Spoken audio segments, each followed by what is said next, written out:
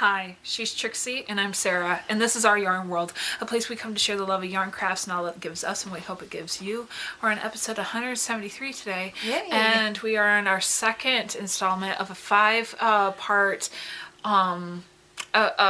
episodes that we're doing in the month of April to celebrate Stitch Away Stress Month. It is a part of a year that we celebrate a month dedicated not only to many other things, but also the aspect of stitching hobbies and how they have been known to, whether through science or just through your own experience, alleviate stress. Yes. It is a good, healthy habit that normally helps you cope and recenter and kind of just be calm while productive, and it's very therapeutic. And we are just sharing with you this month the projects that we're doing to in celebration of not only the holidays that are coming, but in honor of the Stitch Away Stress Month celebration that we like to do this time of year. We're just doing fun items, fun projects that are just for that reason. We're just doing it for the heck of it. We're just doing it because it makes us happy. And hobbies can have those practical elements. They can give us practical needs met, whether it be a wearable or whether it be a blanket that keeps us warm, or whether it be washcloths or loofahs or towels or whatever it is that you like to use your hobby for when it comes to stitching even quilts or stitching clothes or whatever it is that you use it for. Those are practical things. We're also saying get fun, get creative, do it just to be to have fun stuff. Just do it just because it makes you happy. Do it just because it causes a smile. Do it just because you can. And that's the thing. It's not. A gift does not always have to be always rational and practical. Sometimes it can be just a spark of joy, and sometimes it can, because art is subjective and this hobby is its own art form. So yes, for sure. Let it speak through you. Let it be another way for you to speak, whether it be any sort of big emotions. Even if it's this month that it's in honor of somebody, or it's just you getting out your need to deal with a big emotion. It could be a project that kind of brings up a lot of different emotions.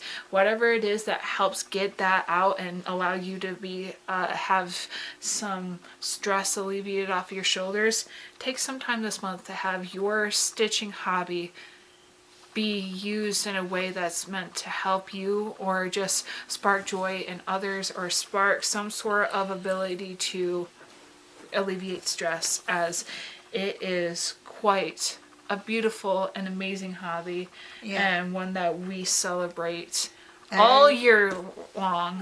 But this is a time of year where we get to just kind of remind you guys it does not always have to be for any other reason than just to cause a smile.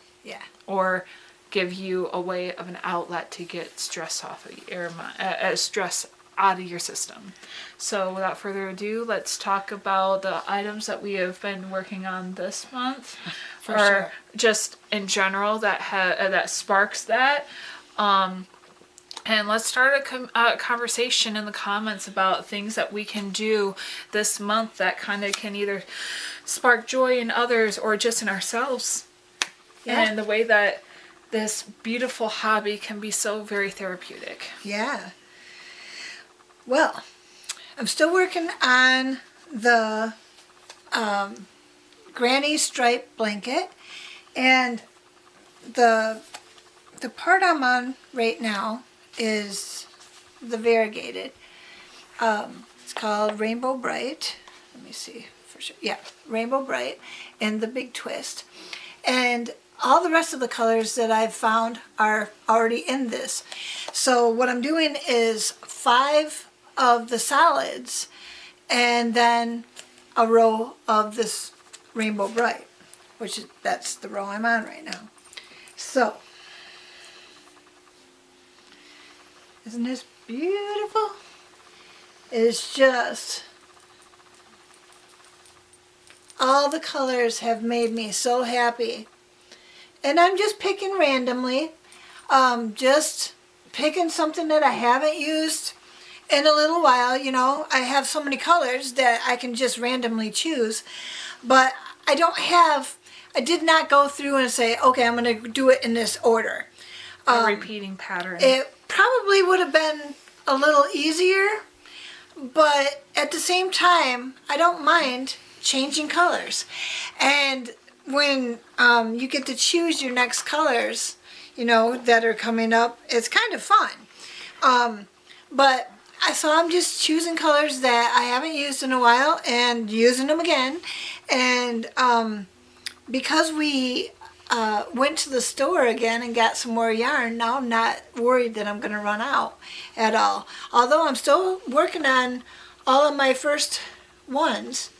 First skeins. My first skeins, except I think this one's my second. So But that one was smaller. yes, it is. But so having It's really pretty. just working on the first skeins on each of these, but you know, you're only doing a row. And then you're doing it with a different color. So it's going to take a while. It's spacing it out. It's giving variety. But so I started out with, I think, 225 chains. I'm doing 224 across. Okay. And so, and you know, doing it in the granny stripe, it just makes it go so quick. Oh yeah, for sure. And you can do this, you know, sitting there watching a TV. I'm doing it in a 5mm hook. Mm-hmm. It's just really, really fun. And because it's so springy and so summery, it's going to be a nice addition to my bed, which is a queen size, by the way. And there is a little bit of overhang on both sides. I made sure of that when I was doing the chain. So there's some give. Yeah. So whenever it gets warm around here, because we're going through a cold snap again, I'm going to put this blanket on when it gets warm enough, and you know, switch out the heavy duty double-stranded blankets that I have on there right now for my granny stripe. So yeah, what have you been working on? So I want to kind of also bring up something real quick that you inspired me on, which is the whole granny stitch. There's someone who I have done shout out after shout out after shout out of. His name is Fiber Spider. Oh yeah. He's on YouTube. He's on many different platforms. He not only does, he kind of does videos demonstrating patterns and doing tutorials, but he does a lot of different other things. But he is a fantastic fiber artist. Just incredible. I love his work. But he always talks about how granny stitch, whenever there's a pattern with a granny stitch in it, he loves it because it has like this sense of like simplicity and calm and repetition that allows for the item to just keep building on itself without exhausting him, and it just feels very calming. And I want to maybe encourage you that could just be a place to start. If there's a stitch that you favor, or some sort of repeating pattern that you enjoy building off of. Yeah. If you've only seen it done only a couple of ways and you've done that and you just want to do something different, but you like the stitch or you like the way that it feels or how it flows with you, maybe see if that specific stitch has different applications, different patterns that work with that. So if it's already a strength and it's already calming, it's something that you're already good at, you can just find something that might just spark some creativity while also being something you already know you enjoy, and it might be relieving because you're already doing something you already know you enjoy while also doing something new. So that might be something fun to do. And Fiber Spider, especially if you like granny stitch, is a great place to go because he has so many different great tutorials, whether it be blankets, wearables, you name it. He has so many different great things, and he loves a good granny stitch. So I would encourage that as a place to go, maybe get some inspiration. Otherwise, Pinterest or other places such as like yarns, yarn inspiration, or like red, like a lot of the name brand yarn companies, if you go on their website, normally have like free patterns that are PDFs that you can download. There's a lot of things you can do, like Red Heart Karen. I do believe Burnett and Lion Brand have their own, but I know Red Heart does. But yeah, just, you don't have to buy it. You can find inspiration.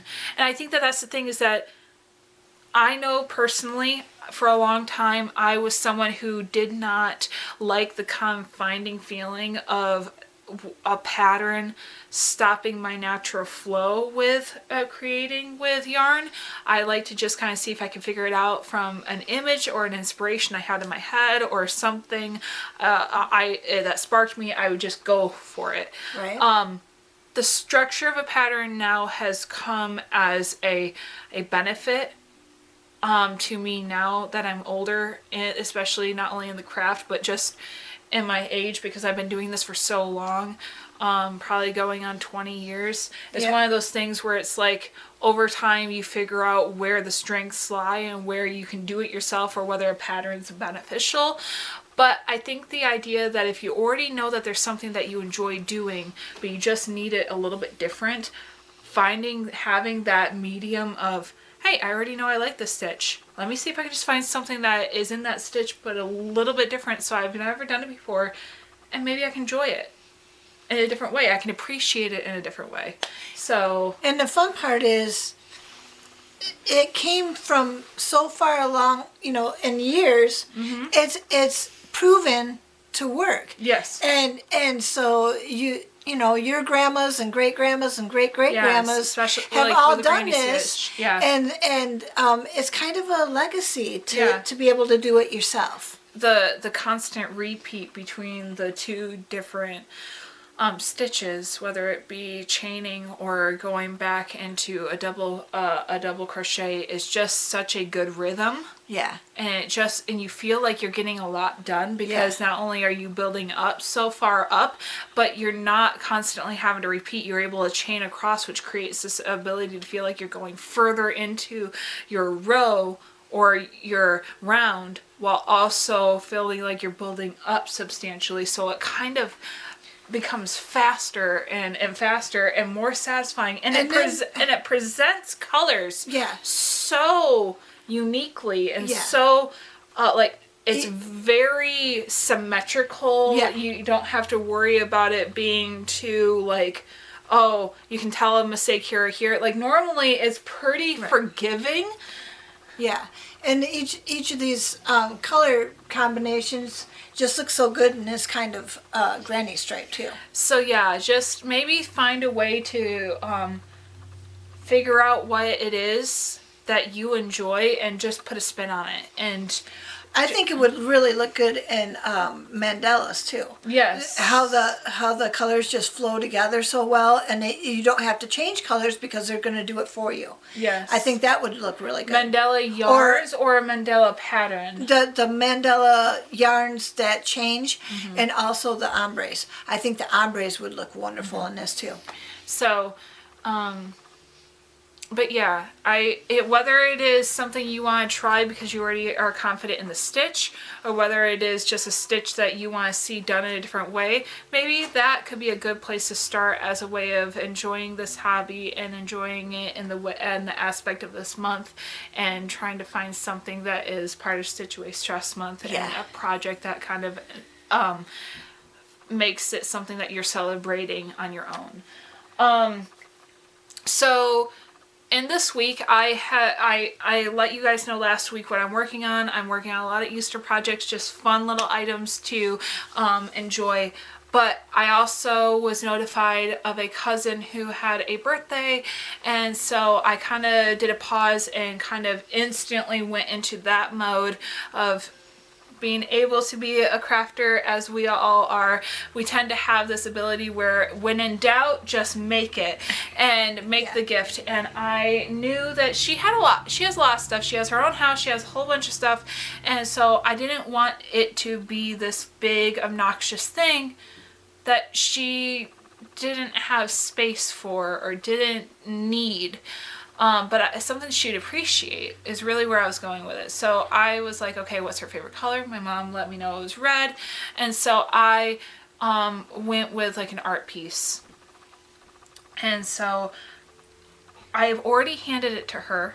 So within from last Wednesday to this Wednesday when we're filming, I know that you are seeing us on a Friday, but we film on Wednesdays. Yeah. Within this amount of time, this has been constructed And given. And given. So I just made sure that there was a photo made. And what I did was I did kind of like a mandala with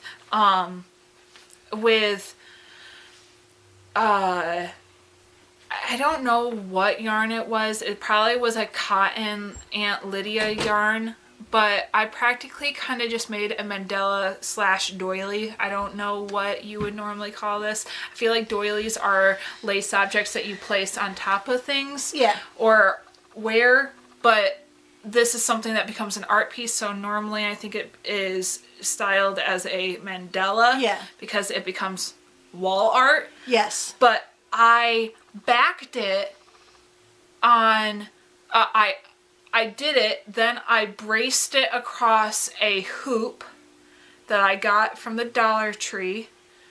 They were kind of like wreath hoops that you could get in a set that were just plain. They were just circular hoops that you could just be able to build off of. And I got one that I think it was a 6-inch one. And then I got felt, or was it felt? Yeah, I think it was felt. And it was red, so the material that I did the doily on, or the mandala, was a kind of like off-white, and then I did a red felt background that I sewed onto it. And so that it would present the picture of the mandala. And it turned out like this. Now, there was no pattern that I followed. I just did it. I tend to just enjoy making my own patterns as I go along, which, if that is very unhelpful to anyone who wants to repeat it, I'm sorry. I just tend to... beautiful. This is my way of doing art. Like, I have, I see my kids and they love to doodle and they love to do things like that. I call my way of doodling is normally with string. I like to doodle with string than crayons or color pencils or stuff. Mm-hmm. That's my way of doodling. And so repeating patterns like this, especially when you're going in around, is fun to do. It's a lot of math in my head. How many repeats can I get with this specific stitch? How can I make it pop? How can I see if it can build off of each other or each row? And I go back and forth until I figure out exactly what I want to do. There's a lot of trial and error when I do it, but when I do it and I figure out how I like it, I just do it. And so, surprise yourself. You might find that you enjoy something you've never done before just by trying. And it was fun yesterday because when we went to the party, she just knew that we were getting it together for friends. Yeah, we were just having a lunch together, all of us women, right? And so I just spoke to my friend and I said, her birthday's coming up a couple days after we're having this, get together. And she said, do you want to switch it to that day? And I said, nope, she's already got plans. I said, let's just keep it the way it is. And I said, and let's just, surprise her with a little something. And so my friend made the meal. She was hosting us. And then I brought a dessert, and we each made her something. It was funny because there was a card on her plate, and then I had made something for her. Sarah made something for her, and both of her kids made drawings, and Sarah framed them. And it was just, it became a theme. It was all homemade gifts. It was really fun. And she loved them. Yeah. Because it was such a sweet thing to do. And especially when it's just like making it evident that we know what she likes enough that we were able to kind of do it in our own unique way. It was just great. Our friend Jane, the one that was hosting the party, in the card there was a tissue paper wrapped little gift. And it was a slow stitched little handmade pendant. Handmade pin that she pinned onto her jacket, and it matched her jacket perfectly. Jane had no idea, but it just happened to work out. And it was really pretty. And it was just like, wow. Perfect. And so I saw that, and I looked over at Sarah and I said, I think we got a theme going here. Yep. And it just worked out so nicely. We had all made her homemade gifts. So I just wanted to, say, if there's something you've never tried before, give it a go. You don't know. Yeah. You don't know whether you're going to be good at it until you try. And even if you're not good at it to start, doing yarn crafts is really forgiving. I know that no one likes to frog their craft and have to constantly start back over and over, but for someone like me who just kind of goes with the flow when I make those mandalas or those, doilies or whatever you want to call them, it's a lot of trial and error. It's a lot of math in my head. It's a lot of just figuring out what the tension needs to be for each row to be perfectly aligned, and it's just fun. It's just fun. It doesn't have to be serious. It just is figuring out what each row needs to look like. And that's it. It doesn't need to be this big thing. And it's enjoyable. You just do it. And so I just think that there's a level of just enjoy it. Just enjoy yourself. Just have fun. And so that kind of flows very nicely with this next project that I did. And I did get some of my Easter kind of inspired things done. I made 2 little tulips. Aren't they beautiful? I practically just made some cups. I crocheted from the middle. I made a round that kind of left a little bit of a hole. I didn't cinch it tight. And then I just crocheted until I was wide enough at the base that I wanted it. And I just went up until I thought it was far enough up to be tall enough. And then I folded it once, pinned it,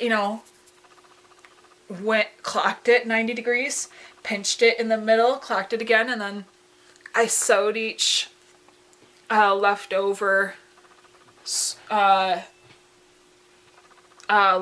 points that needed to be sewed up, stuffing it beforehand. I had already made sure that it was glued on top of the stick before I did that, and then I just wound the excess stick with the dowel with green yarn. I just kept wrapping it around, gluing it as I went, and I had already just made a journal shape of a leaf that I thought would be pretty, and then I glued it on and just kept rounding it out with the yarn, and I just glued it at the bottom. I love these. These are just such cute little items that you can just make, and they're just fun. And it's just to do it. They're pretty. Yeah. They're just to do it. And I have so many fun colors I'm going to be doing, and it's going to be like this little bouquet of fun, just for the heck of it projects. It's spring. We're going on Easter. There's a lot of different beauty that comes out this time of year with the earth kind of waking back up from its sleep of winter, and it's just a lot of fun, especially when you get to celebrate with all these beautiful colors that keep popping up everywhere. And so being inspired by that, we are just enjoying that with the projects we're making, especially with Stitch Away Stress Month. I think that one of the things that's really fun about this is that after doing it on the dowel, you realize that you could do it on pens.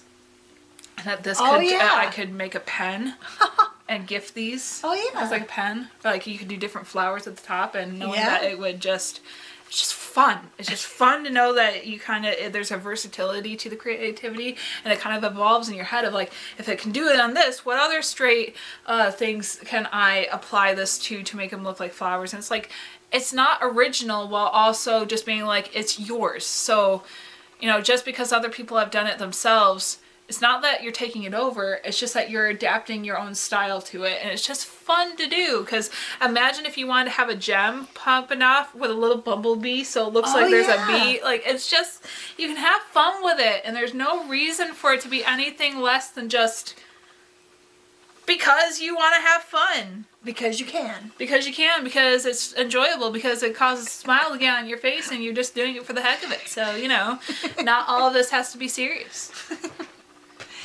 Although, our quote today is kind of serious. I have a reason for it. Oh, okay. So our quote today is success is the best revenge. Now, I don't know who the author of that is, but it seems to point to a good, it is a very true statement, I believe. Success is the best revenge. If you can succeed in what you said you were going to do, you don't have to explain yourself anymore. Yeah.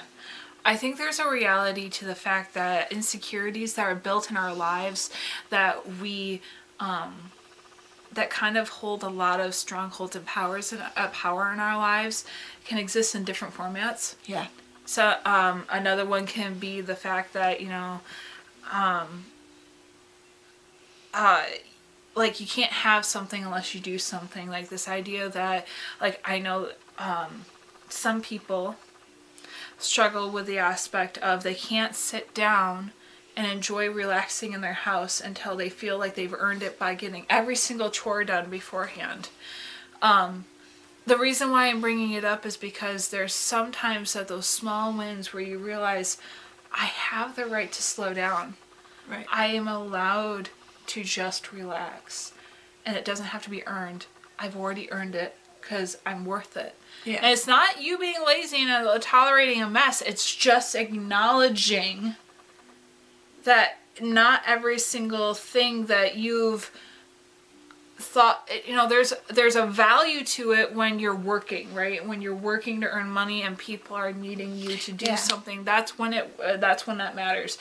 You get a break after you've done work. Yeah. But when you're in your own household, you don't have to earn rest. You're in your own space. Yeah.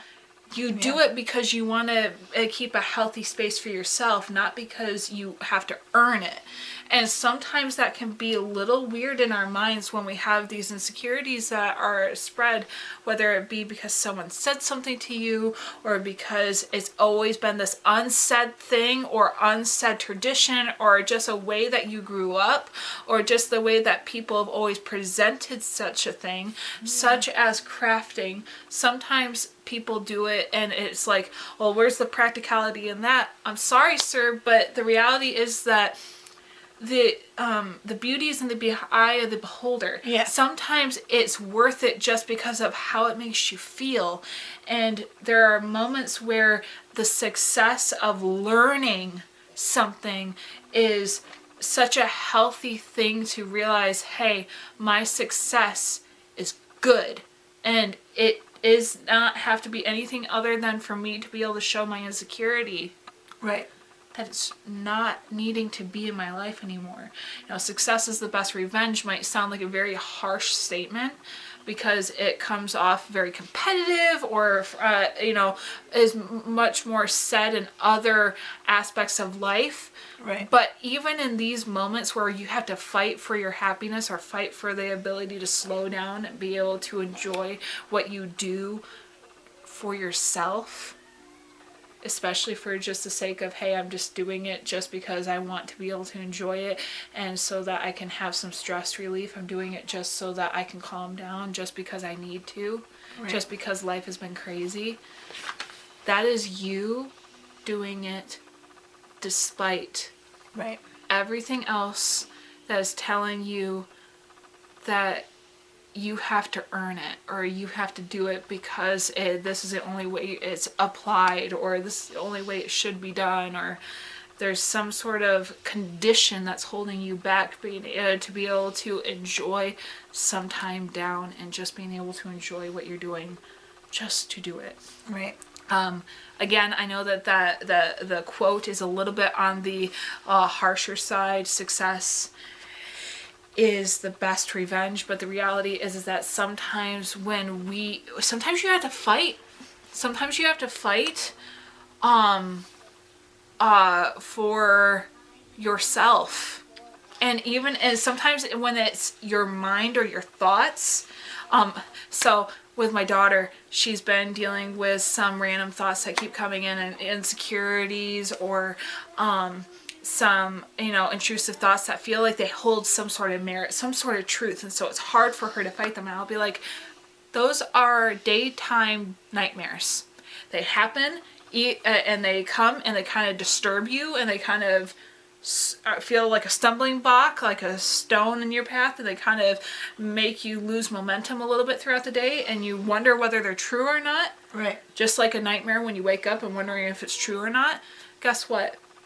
It doesn't have power unless you give it that power. Right. You have the ability to say, I am worth it. I am worth fighting for. I am worth my happiness. I am worth enjoying this just for the sake of enjoying it. So it felt, sometimes we have to put that in the front force of our mind. So as always, we love you guys, and we hope that you enjoyed today's message. Yes. And what we came to share with you. We always enjoy our fellowship with you. And until next week, we hope that you enjoy your projects for Stitch Away Stress Month. That's right. And that you stitch your way To mental health.